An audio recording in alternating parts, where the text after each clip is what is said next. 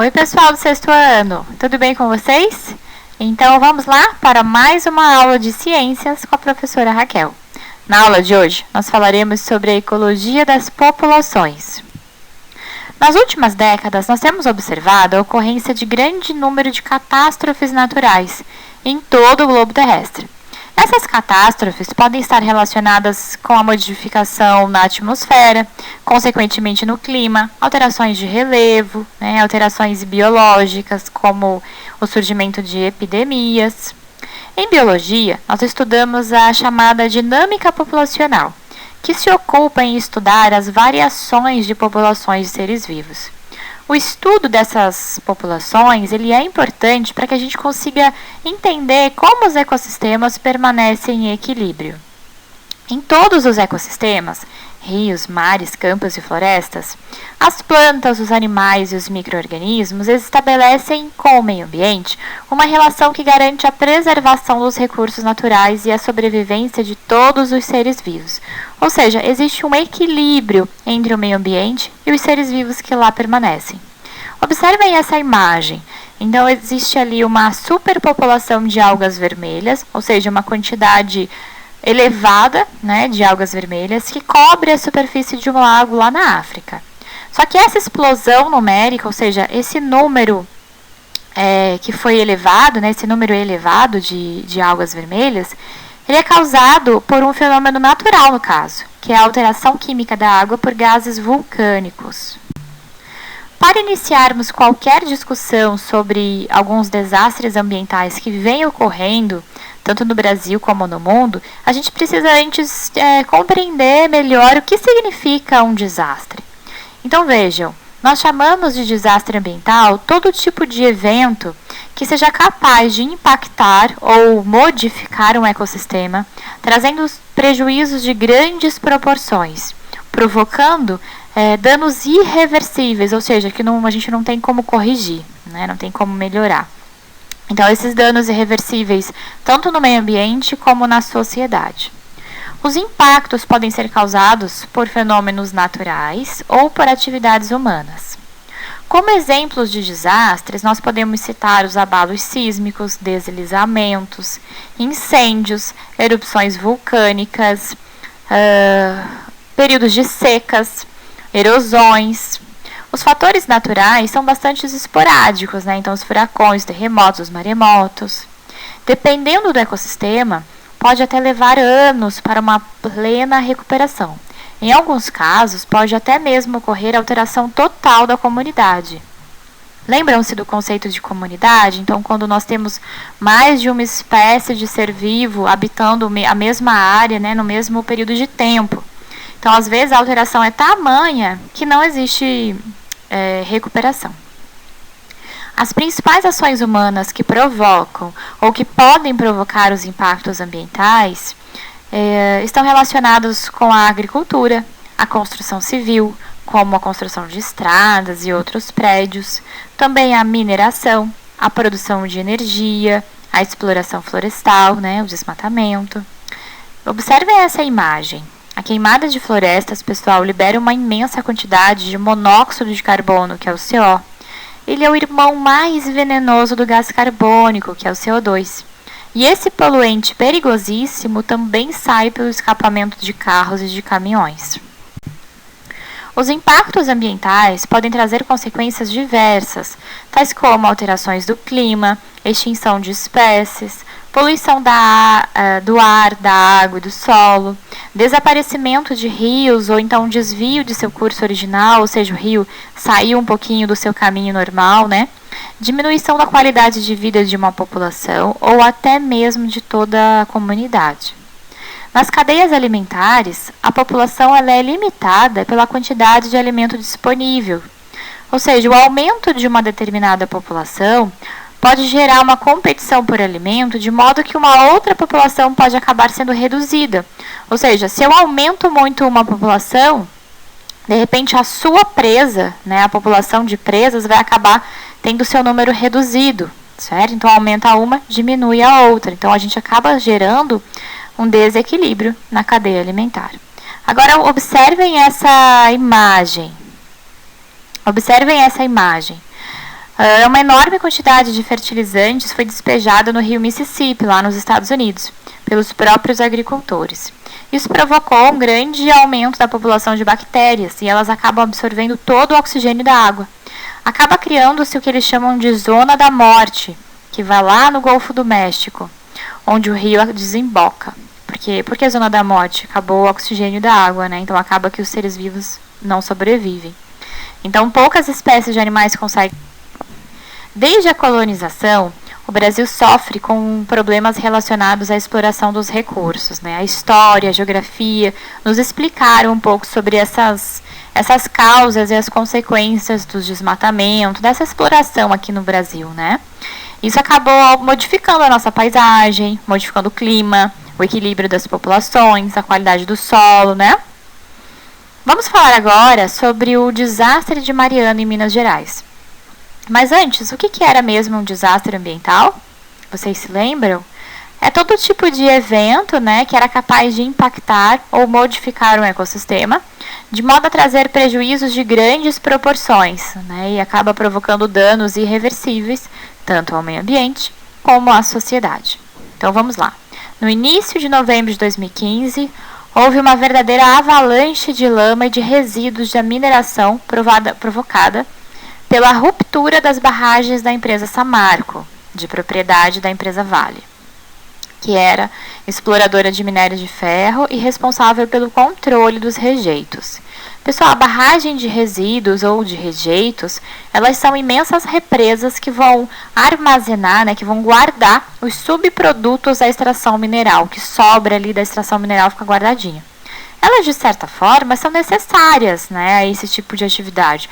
Só que eles devem ter um controle, uma fiscalização permanente, para que a manutenção seja frequente, né? Então, o mar de lama que escorreu da barragem acabou inundando o distrito de Bento Rodrigues, deixando um grande rastro de destruição. Avançando pelo Rio Doce até chegar ao mar, a lama causou problemas irreversíveis ao meio ambiente, e como consequência também trouxe problemas sociais e econômicos, tá? Agora a gente vai ver um pouquinho desses problemas. Então nós tivemos a destruição do ecossistema, provocado pela presença de óxido de ferro nessa água, né? Houve também a destruição do solo. A lama lançada em enormes áreas impediu a utilização do solo, porque além de demorar para secar, ele se transformou em um imenso bloco de concreto e infértil, impedindo o crescimento de qualquer espécie vegetal.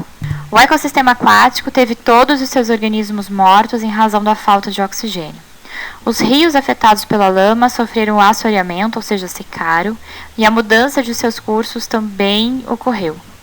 A vida marinha foi comprometida, provocando alterações em vários pontos, inclusive no arquipélago de Abrolhos. Impactos na saúde da população. Bom, além dos problemas imediatos, como mortes, lesões, né, machucados, a população sofreu e ainda sofre com problemas respiratórios, problemas de pele, ocorrência de doenças infecciosas, como dengue, hepatite, diarreia e outras doenças.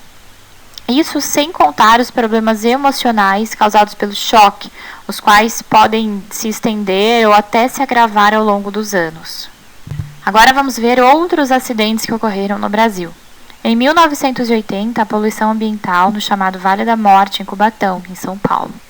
Em 1984, incêndio causado por vazamento de combustíveis, também em Cubatão. Em 87, o acidente com Césio 137, em Goiânia. Em 2000, vazamento de óleo na Baía de Guanabara. Em 2003, vazamento de barragem em Minas Gerais. 2007, rompimento da barragem também em Minas Gerais. 2011, vazamento de óleo na Bacia de Campos, no Rio de Janeiro. 2015, incêndio em Santos, São Paulo. 2019, rompimento de barragem em Brumadinho, em Minas Gerais. 2019 também, derramamento de óleo no litoral do Nordeste. Observem que esses desastres, esses acidentes, eles acabam um pouco se repetindo, né? Vazamento de óleo, rompimento de barragem, quer dizer, alguma coisa nós estamos fazendo errado. Agora a gente vai falar um pouquinho sobre o conceito de espécies exóticas, né? E como que essa introdução dessas espécies, elas podem ser prejudiciais.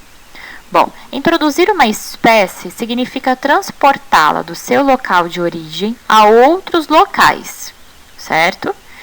A essas espécies nós damos o nome de espécies exóticas, ou também podemos chamar de não nativa.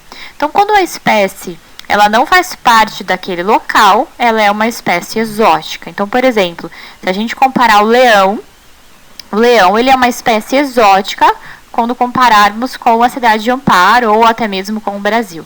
Então, ele não é uma espécie nativa nossa, certo? Então, aí nós chamamos de uma espécie exótica, ok? Bom, as espécies nativas são as naturais daquela região, certo? E as espécies exóticas são aquelas que são transportadas do seu local de origem para outras. Então, se a gente fizesse esse comparativo entre os felinos, por exemplo, como espécie nativa, nós poderíamos citar aqui a onça-pintada, certo? E como espécie exótica, o leão. Tudo bem? Lembra sempre que eu estou comparando com o Brasil, né? Se eu fosse falar da África, a onça seria para eles a espécie exótica e a espécie nativa seria o leão, tudo bem? Para nós, o leão é exótica. Bom, agora imaginemos que a gente vai introduzir uma espécie exótica aqui na nossa região, mas não em zoológico, né? Vamos sair do exemplo do leão, não em zoológico. A gente vai realmente criar essa espécie aqui na nossa região. Então, vejamos. As consequências da introdução de espécies exóticas podem ser graves. Pode levar a uma reprodução desordenada, transmissão de doenças, desequilíbrio na cadeia alimentar, podendo causar a morte ou até mesmo a extinção de outras espécies. Essa introdução de espécies exóticas, ela pode ser acidental, né, sem querer, às vezes vem através de barcos, de navios, então é meio sem querer, ou intencional, quando o homem tem realmente a intenção de trazer essas espécies para outra região. Mas também existem espécies vegetais que não são nativas da América do Sul, mas que foram trazidas de outras regiões intencionalmente e que acabaram se adaptando muito bem aqui. Tá? Por exemplo, o trigo, o arroz, a cana-de-açúcar, né? Não são espécies nativas aqui da nossa região, do nosso país.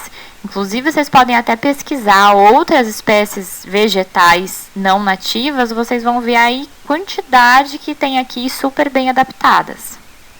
Alguns casos dessa introdução de espécies exóticas são bastante importantes. Vamos ver. O primeiro exemplo é o mexilhão dourado. Ele é um molusco originário da Ásia e foi trazido por navios que paravam em Buenos Aires, na Argentina. E através do Rio da Prata, ele acabou chegando no Brasil. Bom, ele além de competir por alimento com os nossos mexilhões, né, com os mexilhões nativos, ele acaba se reproduzindo com muita facilidade.